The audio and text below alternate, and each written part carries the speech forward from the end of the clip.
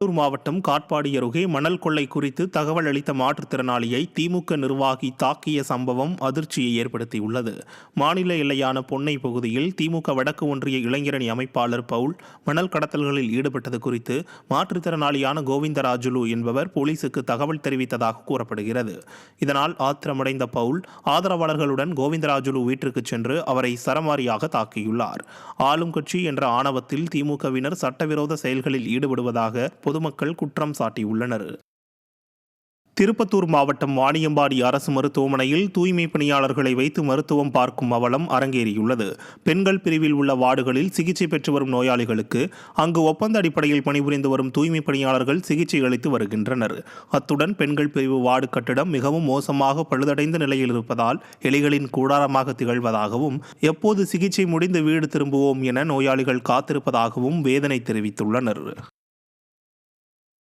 தேனி மாவட்டத்தில் 13 வயது சிறுமியை பாலியல் வன்கொடுமை செய்த நபருக்கு 20 ஆண்டுகள் சிறை தண்டனை மற்றும் 15,000 ரூபாய் அபராதம் விதித்து தேனி போக்சோ சிறப்பு நீதிமன்றம் தீர்ப்பளித்தது.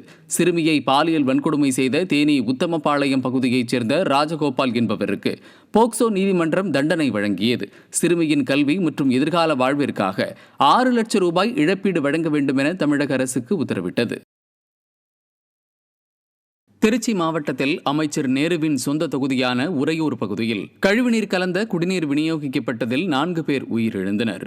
50க்கும் மேற்பட்டோர் உடல்நலம் பாதிக்கப்பட்டு அரசு மருத்துவமனையில் சிகிச்சை பெற்று வந்தவர்களை அதிமுக மாவட்ட செயலாளரும் முன்னாள் துணை மேயருமான ஜே சீனிவாசன் நேரில் சந்தித்து நலத்திட்ட உதவிகளை வழங்கினார்.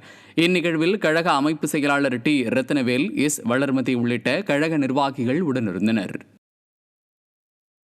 அரசு ஊழியர்கள், ஆசிரியர் மற்றும் அரசு பணியாளர்களின் அமைப்பான ஜாக்டோ ஜியோவின் 10 அம்ச கோரிக்கைகளை நடப்பு சட்டமன்ற கூட்டத்தொடரிலேயே அறிவிப்பு செய்திட வலியுறுத்தி சேலம் மாவட்டம் சுந்தர் லாட்ஜ் பகுதியில் ஜாக்டோ ஜியோ சார்பில் பேரணி நடைபெற்றது. பங்களிப்பு ஓய்வூதிய திட்டத்தை கைவிட்டு பழைய ஓய்வூதிய திட்டத்தை அமல்படுத்த வேண்டும் என்பன உள்ளிட்ட ஜாக்டோ ஜியோ அமைப்பினரின் 10 அம்ச கோரிக்கைகளை திமுக அரசு கண்டுகொள்ளாமல் உள்ளது. திறனற்ற முதல்வரான ஸ்டாலின் அரசு ஊழியர்களையும் வஞ்சிப்பதாக குற்றச்சாட்டு எழுந்துள்ளது.